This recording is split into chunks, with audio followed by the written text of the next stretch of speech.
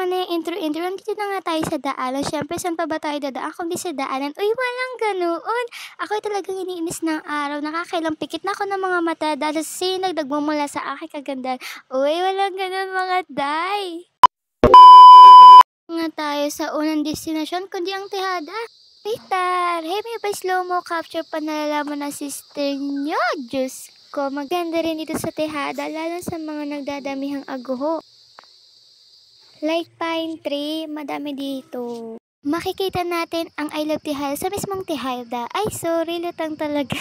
At iyon na nga nagpakita ng inyong vlogger na ubod ng kagandahan. Uy, nililipad na ata ako ng kahanginan ko. Umiiwas pa nga sa tubig.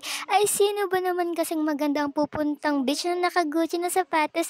Nag-flex na nga. Uy, ayan na nga. Ni-welcome na nga niya ang sarili niya. Sa second destination na nga tayo mga day. Ang walang iba kundi ang gintong buhangin. Uy, tinagalog na nga. Baka may mahanap akong ginto pag nagkataon. Ginto kasi, uy, baka dumugin tayo pag nagkataon. Uy, walang ganun mga day. Maganda rin dito kasi tapat ang sinag ng araw at nagre-reflect sa buhangin dito sa Golden Sand. Ito na nga, magandang dilag. Pawiway pa nga ng kamay at tumalong na nga. Yun no, nag-teleport sa kabilang beach.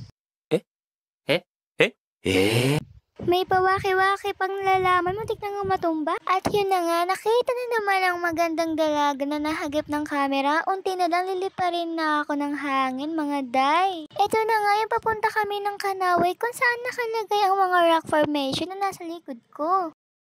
Sikater nito dahil maraming nyog. Siguro pwede na ako manguha ng mga nyog panggata. Uy, walang ganun. Ang third destination na nga natin ay ang pamana kung sino malapit sa Quezon at may bolak pumuntang Boracay. Dito na lang kayo mga sis. Sa afford na afford mo, para kang nasa Boracay dahil sa white sand at napakagandang blue sea dito. Nahagip na nga ng napakapogi kong kuya. Gusto raw kasi niyang mapasama sa vlog. Siyempre, hindi ako magpapahuli. Nakaduyan pa yun. Hay nakon, ayan na naman, nahagip na naman ang napakagandang dalaga na nakaupo sa buhanginan. At wala tayo sa Boracay ha, abay kay gandang are. Yun o. Oh, nakita nyo naman ang pamalang nakalagay na Boracay. Ay, may ganun. Ang next destination natin mga day ay sa Jojo Maligaya. Ni-welcome na nga ako ni JD at inisnab na nga ako nila Jade at Rex. At nandun na nga rin ang aking mother na uuna na nga siya. Nidraw niyang magpahinga kasi napapagod na daw kakadrive. Iyon na nga, nakatayo na nga ako sa duyan. Pag ikay nahulog, walang sasalo sa'yo. Parang kanina lang nakatayo ka. Ba't pa bebe ngayon feeling walang alam? Uy, walang ganun.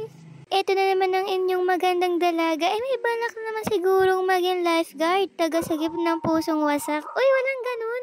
Kasi ng hangin dito, kahit huwag ka na mag-aircon, pati utak mo madadala ka tulad ko. Uy, walang ganyan. Huwag kang ganyan. O, kumaway pa yan. Ay, sumayaw pa nga pag ikay nahulog yan. Abay, pagkagaling ng are. Nagpapahangin na naman. Oo, naghahanap na naman sa wala. Dito na nga magtatapos ang ating video, babush!